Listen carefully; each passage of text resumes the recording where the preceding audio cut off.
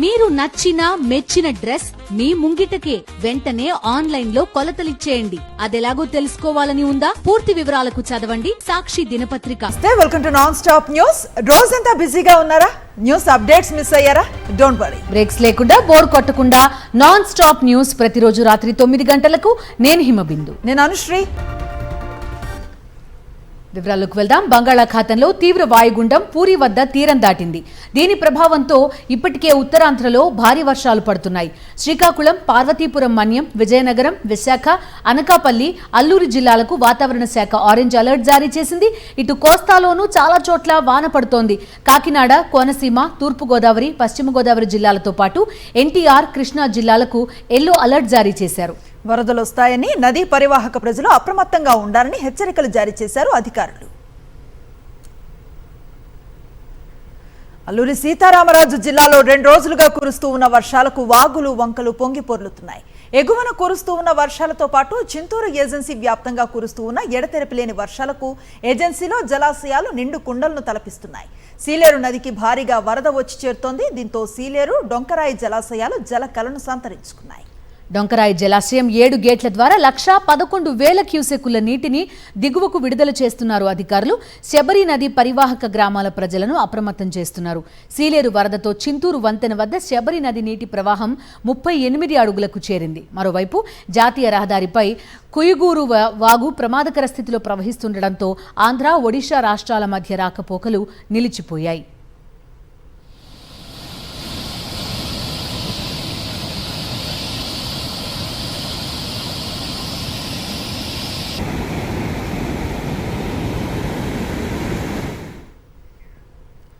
కాకినాడ జిల్లాలో ఏలేరు వరద ప్రవాహంతో పలు లోతట్టు ప్రాంతాలు, పంట చేలు నీట మునుగుతున్నాయి. ప్రాజెక్టు నుంచి 21,775 క్యూసెక్కుల నీటిని దిగువకు వదులుతున్నారు. దీంతో కిర్లంపూడి మండలం రాజుపాలెం, పిఠాపురం మండలం రాపర్తి వద్ద ఏలేరు కాల్వకు గండ్లు పడ్డాయి. మరోవైపు కోటనందూరు వద్ద వెదుళ్లగడ్డ వాగు పొంగడంతో తుని, నర్సీపట్నం రహదారిపై వాహనాల రాకపోకలను అధికారులు నిలిపివేశారు.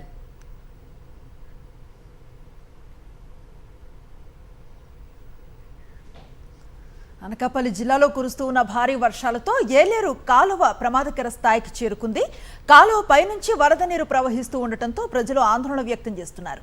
ఇంత జరుగుతున్నా అధికారులు మాత్రం ఇటువైపు కన్నెత్తి చూడటం లేదంటున్నారు వామపక్ష పార్టీ నేతలు. ఏలూరు కాలువ పొంగి ప్రవహిస్తే అనకాపల్లికి ప్రమాదం పొంచి ఉంది అంటున్నారు.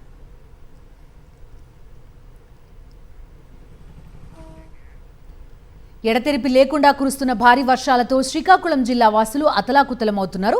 జిల్లాలోని లావేరు మండలంలో అదపాక గెడ్డ ఉధృతంగా ప్రవహిస్తోంది. దీంతో అదపాక నుండి గుర్రాలపాలెం వైపు గ్రామాలకు రాకపోకలు నిలిచిపోయాయి. గత వైఎస్ఆర్సీపీ హయాంలో బ్రిడ్జ్ నిర్మాణానికి 4 కోట్ల నిధులు కేటాయించారు. కూటమి ప్రభుత్వం అధికారంలోకి వచ్చాక ఆ పనులు అర్ధాంతరంగా నిలిపేశారు. దీంతో 20 గ్రామాలకు చెందిన ప్రజలు తీవ్ర ఇబ్బందులను ఎదుర్కొంటున్నారు. భారీ వర్షాలతో వరద ఉధృతికి కొల్లేటి లంక గ్రామాలు విలవిల్లాడుతున్నాయి. గ్రామాలకు వరద పోటెత్తడంతో వీధులు జలమయమయ్యాయి. స్థానికులు ఇళ్లను వదిలి సురక్షిత ప్రాంతాలకు తరలి వెళ్తున్నారు. విజయవాడలో విలయ తాండవం చేసిన బుడమేరు ఇప్పుడు కొల్లేరు ప్రాంతాన్ని వణికిస్తోంది. ఒకవైపు బుడమేరు, మరోవైపు తమ్మిలేరు, ఇంకోవైపు రామిలేరు, ఇలా అన్ని వాగుల నుంచి వచ్చిన వరద కొల్లేటిని చుట్టుముట్టింది. దీంతో కొల్లేరు జల దిగ్బంధంలో చిక్కుకుంది. వరద ఉధృతికి కొల్లేరు గ్రామాలకు వెళ్లే రహదారులు నీట మునగడంతో రాకపోకలు బంద్ అయ్యాయి. కొల్లేరు ఉగ్రరూపం దాల్చడంతో లంక గ్రామాల వాసులు బిక్కుబిక్కుమంటూ గడుపుతున్నారు. మంచిర్యాల జిల్లా చెన్నూరు నియోజకవర్గ వ్యాప్తంగా కుండపోత వర్షాలు పడుతున్నాయి. వరద నీటితో గోదావరి, ప్రాణహిత నదులు ఉధృతంగా ప్రవహిస్తున్నాయి. చెన్నూరు, కోటపల్లి మండలాల్లోని చెరువులు నిండుకుండల్లా మారాయి. అధికారులు చెరువుల మత్తడి గుండా నీటిని దిగువకు వదులుతున్నారు. జాలర్లో చేపల వేటకు వెళ్లొద్దని అధికారులు హెచ్చరికలు జారీ చేశారు.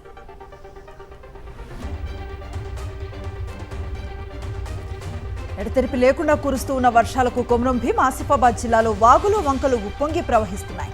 ఇటు రాత్రి కురిసిన భారీ వర్షానికి ఆసిఫాబాద్ మండలం రౌటసంఖ్యపల్లి వద్ద కల్వర్లు లెవెల్ వంతెన కొట్టుకుపోయింది. దీంతో ఆయా గ్రామాలకు వెళ్లాల్సిన ప్రయాణికులు తీవ్ర ఇబ్బందులు పడుతున్నారు. కొలాం గ్రామాలైన పాతరావుపేట, మంగువాయిగూడ, అడ్డగట్టు, కొలంగూడ గ్రామాల ప్రజలు తీవ్ర ఇబ్బందులు పడుతున్నారు.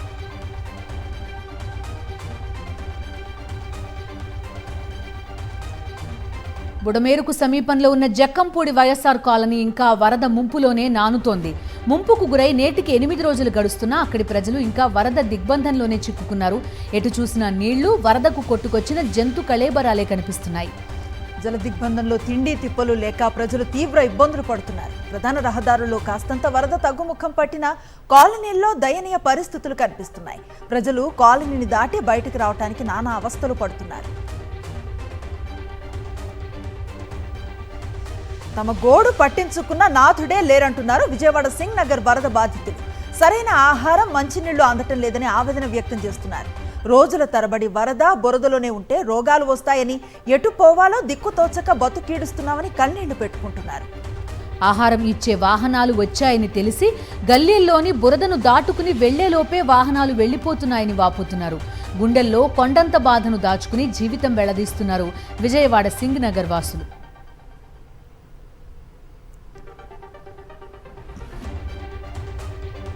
ప్రకాశం బ్యారేజ్కి వచ్చిన బోట్లు టీడీపీ నేతలవేనని తేలిపోయింది. బోట్ల యజమాని ఉషాద్రి టీడీపీ కార్యకర్తగా నిర్ధారించారు. పోలీసుల విచారణలో బోట్లు తనవేనని చెప్పాడు ఉషాద్రి. ఇప్పటి వరకు వైఎస్ఆర్సీపీపై మంత్రులు చేసిన ప్రచారం పటాపంచలైంది. లోకేష్ తోనూ అనేక సార్లు ఫోటోలు దిగారు బోట్ల యజమాని ఉషాద్రి. బ్యారేజ్కు కొట్టుకొచ్చిన బోట్ల లైసెన్సులు తన పేరు మీదే ఉన్నట్లుగా చెప్పారు ఉషాద్రి. ఉషాద్రి, రామ్మోహన్లను పోలీసులు అరెస్ట్ చేశారు.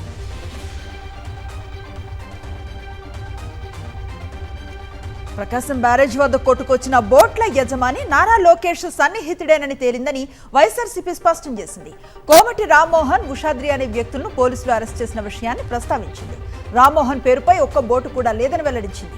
ఈ వ్యవహారంలో అరెస్ట్ అయిన ఉషాద్రి తనకు వైఎస్ఆర్సీపీతో సంబంధాలు లేవని పోలీసులకు చెప్పాడని తెలిపింది. నారా లోకేష్తో ఉషాద్రికి సంబంధాలు ఉన్నాయనే దానికి ఫోటోలే సాక్ష్యాలని వైఎస్ఆర్ కాంగ్రెస్ పార్టీ పోస్ట్ చేసింది. వరదల ఇష్యూని డైవర్ట్ చేయడానికి బోట్ల అంశాన్ని కూటమి ప్రభుత్వం తెరపైకి తెచ్చిందని ఆరోపించింది వైఎస్ఆర్సీపీ. విజయవాడను వరద ముంచెత్తడానికి ముమ్మాటికి ప్రభుత్వ వైఫల్యమే కారణమన్నారు మాజీ మంత్రి గుడివాడ అమర్నాథ్. ప్రభుత్వ సమన్వయ లోపం వల్లే 45 మంది అమాయకులు ప్రాణాలు కోల్పోయారన్న అమర్నాథ్ అవి ఖచ్చితంగా ప్రభుత్వ హత్యలే అన్నారు. ప్రకాశం బ్యారేజ్కి నష్టం కలిగించడానికి వైఎస్ఆర్సీపీ నేతలు పడవలు వదిలారంటూ ప్రభుత్వ లోపాన్ని తప్పుదారి పట్టించే ప్రయత్నం చేస్తున్నారని మండిపడ్డారు. ముందుగానే తెలిసి కనీసం ప్రజల్ని రక్షించాల్సినటువంటి బాధ్యత మీకు లేకపోవడం అనేటువంటిది ఎంతవరకు సమంజసం? ఏదైనా తెలియక ఎవరన్నా ప్రాణాలు పోతేనో, తెలియక ఎవరన్నా ప్రాణం వదిలేస్తేనో అది ప్రమాదంగానే చూస్తాం మనం. కానీ తెలిసి ప్రాణాలు పోయాయి, డెఫినెట్గా ప్రభుత్వ హత్యలు మాత్రమే అనేటువంటి విషయాన్ని ఈ సందర్భంగా చెప్పక తప్పదు. విజయవాడలో వరదలపై ప్రభుత్వం అలర్ట్ చేయకపోవటం వల్లే 7 రోజులుగా ప్రజలు తీవ్ర ఇబ్బందులు ఎదుర్కొంటున్నారని మండిపడ్డారు మాజీ మంత్రి కాకాణి గోవర్ధన్ రెడ్డి. చంద్రబాబు వైఫల్యాన్ని కప్పిపుచ్చడం కోసం వైఎస్ఆర్సీపీపై బదనాం చేసే ప్రయత్నం చేస్తున్నారన్నారు. వరద సహాయక చర్యలు చేపట్టడంలో చంద్రబాబు ఘోరంగా విఫలమయ్యారని విమర్శలు ఎక్కుపెట్టారు. ప్రజలని ముందుగా తరలించలేకపోయారు. మీకు తరలించడం చేతగలేదు. మీ రెవెన్యూ సెక్రటరీ చెప్పాడు 2 లక్షల మందిని ఎక్కడ తరలిస్తామని. కనీసం అప్రమత్తం చేశారా? పాప ముసలివాళ్ళు, చిన్నపిల్లలు, బాలింతలు, గర్భవతులు, ఆరోగ్యం బాగలేనటువంటి పాపం, వైద్యం కోసం ఉండాల్సినటువంటి పాపం రోగులు, వీళ్ళందరినీ మీరు వదిలిపెట్టి గాలికి వదిలేసి ఈరోజు పాపం వాళ్ళ ఆకలి చావులు, కనీసం భోజనం లేక ఆకలి చావులతో ఈరోజు చల్లాడినటువంటి పరిస్థితి. విజయవాడలో ఓ వీఆర్ఓ వరద బాధితులపై రెచ్చిపోయింది. మంచినీళ్లు, ఆహారం తమ వీధిలో అందలేదని ప్రశ్నించినందుకు పోలీసుల ముందే దాడికి దిగింది. బూతులు తిడుతూ బాధితులపై విరుచుకుపడింది.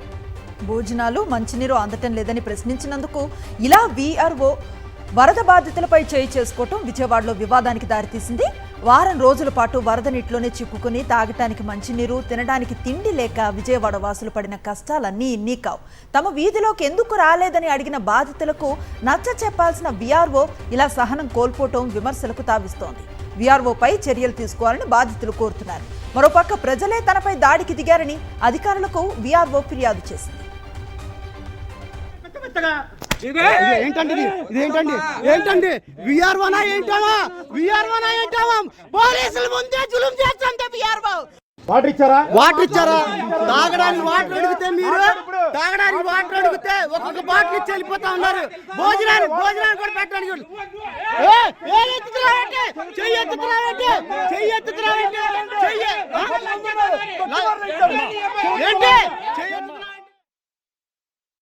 రోజు ఏంటమ్మా నీళ్ళు కూడా పంచట్లేదంటే అడిగిన దానికి ఆమె రివర్స్ అయ్యి నువ్వు డ్యూటీ చేయట్లేదు అన్న మాటకి అన్న తర్వాత ఆమె వీడియో స్టార్ట్ చేసింది. వీడియో స్టార్ట్ చేస్తే నేను వెనకాల నుంచి వచ్చి నేను వీడియో స్టార్ట్ చేసి తీయడం మొదలుపెట్టి మ్యాన్ హ్యాండ్లింగ్ చేసింది. మ్యాన్ హ్యాండ్లింగ్ చేసిన తర్వాత ఆమె ఏడుచుకుంటా వెళ్ళిపోయి వాళ్ళ భర్తని తీసుకొచ్చి ఆడు వచ్చి మమ్మల్ని తిడుతున్నాడు, కొడతాను అది ఇదని. పోలీసులు కూడా వాళ్ళకి సపోర్ట్ గా ఉన్నారు. వాళ్ళ పోలీసుల ముందే తిడుతుంది, పోలీసుల ముందే వాళ్ళ భర్త వచ్చి మమ్మల్ని చంపేస్తానని మా వార్నింగ్ ఇచ్చి వెళ్తున్నాడు. ఎన్టీఆర్ జిల్లాలో విషాదం జరిగింది. సరదాకు కాసిన పందెం ప్రాణాల మీదకు తెచ్చింది. నందిగామ పెద్ద బ్రిడ్జి వద్ద మున్నేరులో దూకిన 2 యువకులు గల్లంతయ్యారు. మున్నేరులో దూకి ఒడ్డుకు వస్తే 2,000 ఇస్తానంటూ పందెం కాయటంతో రోసయ్య అనే వ్యక్తి నీటిలోకి దూకాడు. అతని వెనకాలే స్నేహితుడు చంటి కూడా దూకేశాడు. ఎలాగోలా రోసయ్య ఈదుకుంటూ బయటపడగా చంటి మున్నేరులో గల్లంతయ్యాడు. విషయం తెలుసుకున్న స్థానికులు అధికారులకు సమాచారం ఇచ్చారు. సహాయక చర్యలు చేపట్టారు అధికారులు.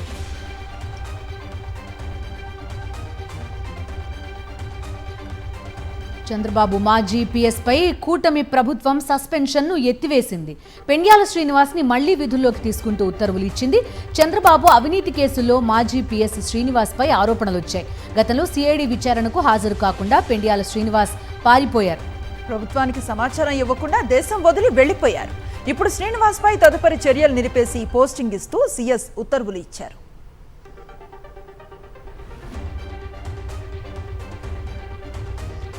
టీడీపీ నేతల అక్రమ కేసులో అరెస్ట్ అయిన వైఎస్ఆర్సీపీ మాజీ ఎంపీ నందిగాం సురేష్ ను పార్టీ అధ్యక్షులు వైఎస్ జగన్ పరామర్శించనున్నారు. గుంటూరు జైల్లో ఉన్న నందిగాం సురేష్ ను బుధవారం పరామర్శించనున్నారు వైఎస్ జగన్. ఆయనకు ధైర్యం చెప్పనున్నారు. కూటమి ప్రభుత్వం ఏర్పడిన తర్వాత యథేచ్ఛగా వైఎస్ఆర్సీపీ నాయకులు కార్యకర్తలపై దాడులు, అక్రమ కేసులను కొనసాగిస్తోంది. చట్టాన్ని ఉల్లంఘించి మరీ అరెస్ట్ చేస్తోంది. నందిగం సురేష్ ను కూడా అక్రమ కేసులో అరెస్ట్ చేశారు. 3 ఏళ్ల క్రితం అప్పటి సీఎం జగన్ పై టీడీపీ అధికార ప్రతినిధి పట్టాభి తీవ్ర పదజాలంతో దూషించిన నేపథ్యంలో ఆనాడు టీడీపీ కార్యాలయం వద్ద చోటు చేసుకున్న ఘటనల కేసులో ఉద్దేశపూర్వకంగా కొందరు వైఎస్ఆర్సీపీ నాయకులను ఇరికించారు. వారిపై తప్పుడు కేసులు బనాయించారు.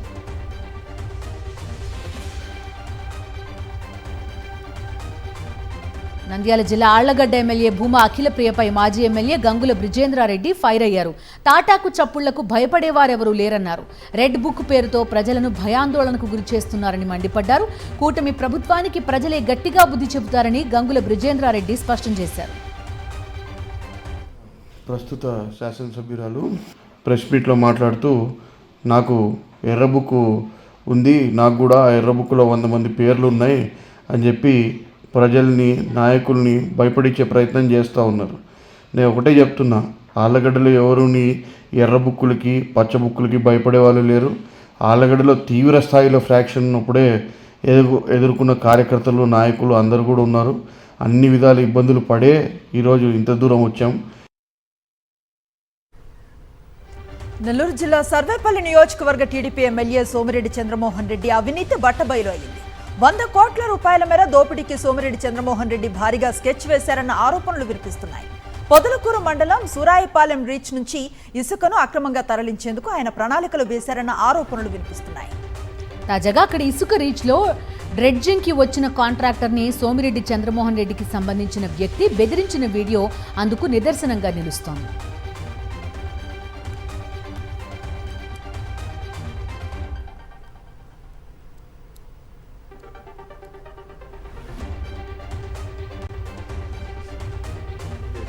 ఎవరు ఎత్తలా, ఏదన్నా ఉంటే ఎమ్మెల్యే గారితో మాట్లాడుకున్నప్పుడు ఆ రేట్ వద్దురా బాబు అని చెప్పే మీటింగ్ లో 180 190 పడేయండి మిగులుతాయి అంటే మేము చేసేస్తాం రాత్రి ఈ బోట్ అక్కడ పెట్టి షో చేసి ఆ దెబ్బ ఎట్లా అవుద్ది చెప్పి మీరు చెప్పండి. ఇప్పుడు ఆ ట్రాక్టర్ కి సంఘంలో ఇచ్చారు, ట్రాక్టర్ 200 పడతాయి.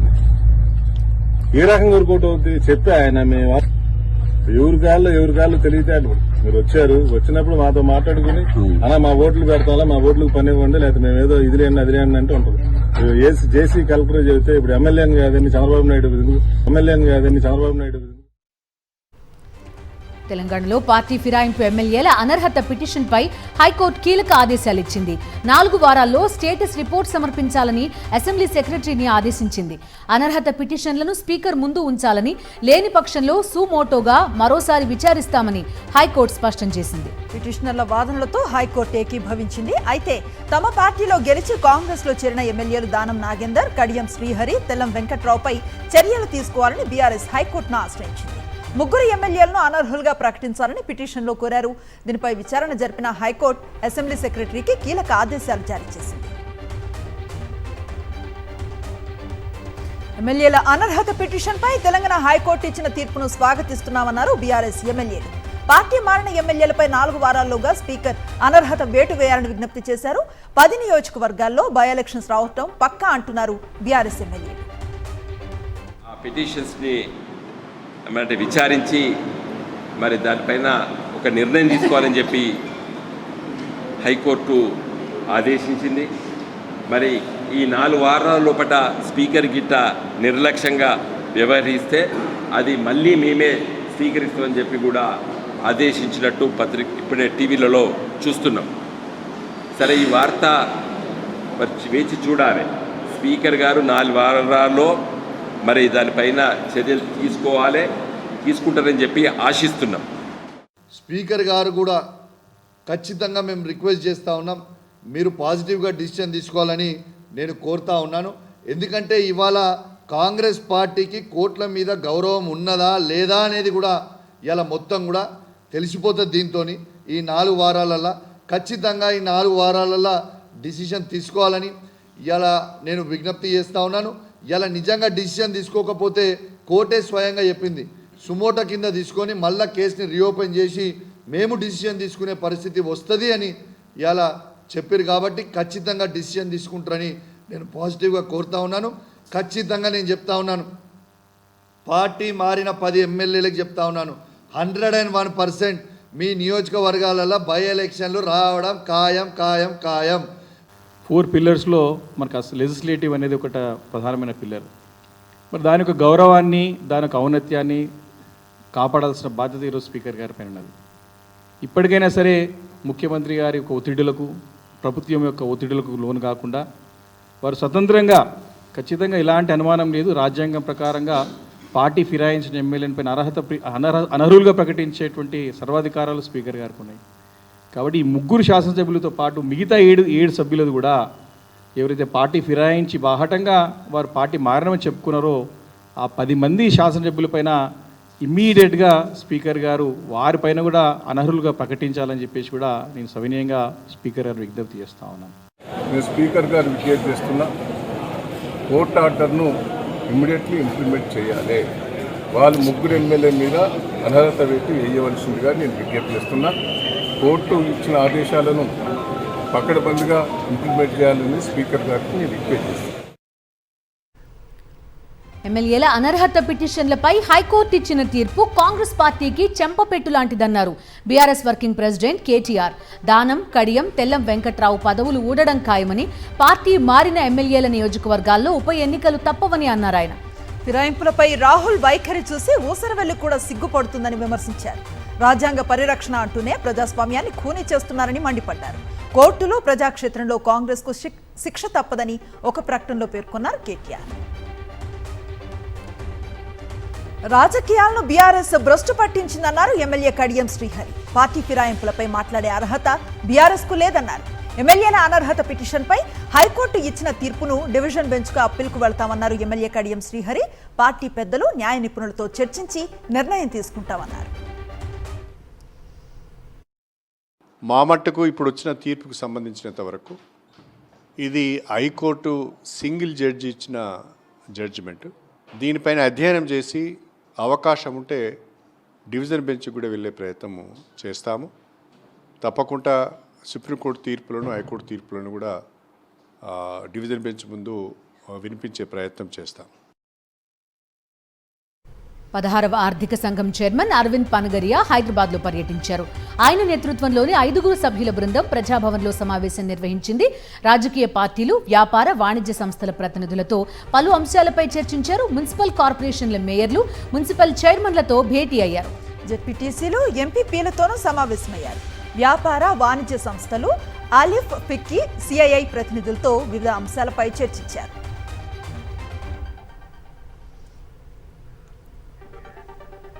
పబ్లిక్ అకౌంట్స్ కమిటీ చైర్మన్ గా అరికెప్పూడి గాంధీని నియమిస్తూ ప్రభుత్వం ఉత్తర్వులు జారీ చేసింది. దీంతో పీఎస్సీ చైర్మన్ పదవి ప్రతిపక్షానికి ఇవ్వకపోవడంపై బీఆర్ఎస్ అభ్యంతరాన్ని వ్యక్తం చేస్తోంది. కొద్ది రోజుల క్రితం ఈ పదవికి హరీష్ రావు పేరు ప్రతిపాదించింది బీఆర్ఎస్. అయితే ఇటీవల కాంగ్రెస్ లో చేరిన అరికెప్పూడి గాంధీకి పీఎస్సీ బాధ్యతలు అప్పగించడాన్ని బీఆర్ఎస్ వ్యతిరేకిస్తోంది.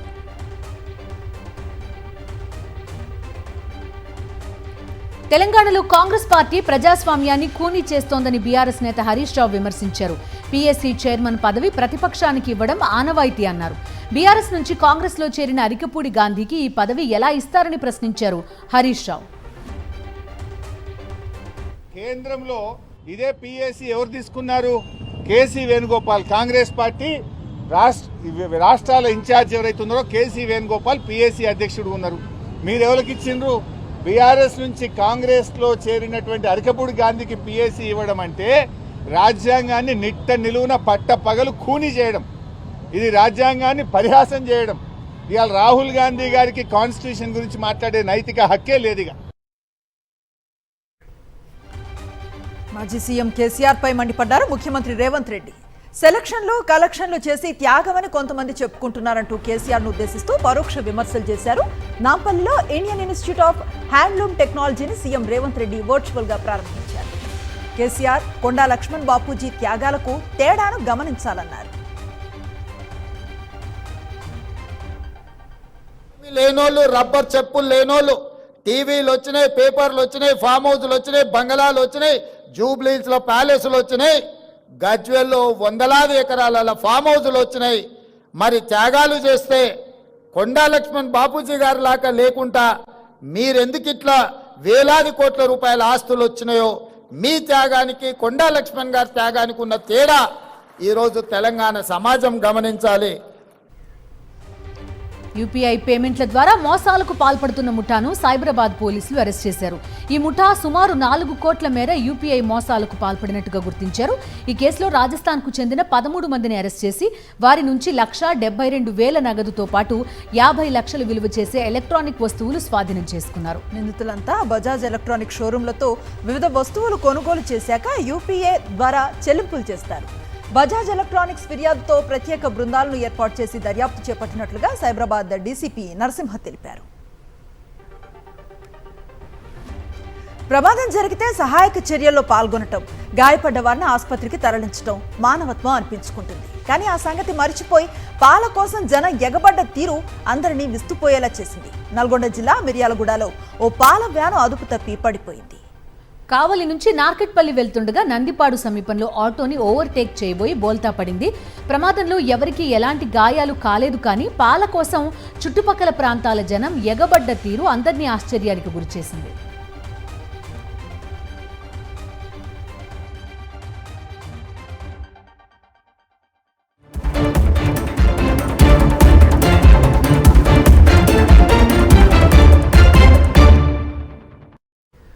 జాతీయ వార్తలు చూద్దాం. భారత్లో తొలి మంకీ పాక్స్ కేసు నిర్ధారణైంది. ఆఫ్రికా దేశం నుంచి వచ్చిన ఒక వ్యక్తిలో వైరస్ లక్షణాలు గుర్తించిన వైద్యులు అతడి శాంపిల్స్ ని టెస్ట్ కోసం పంపించారు.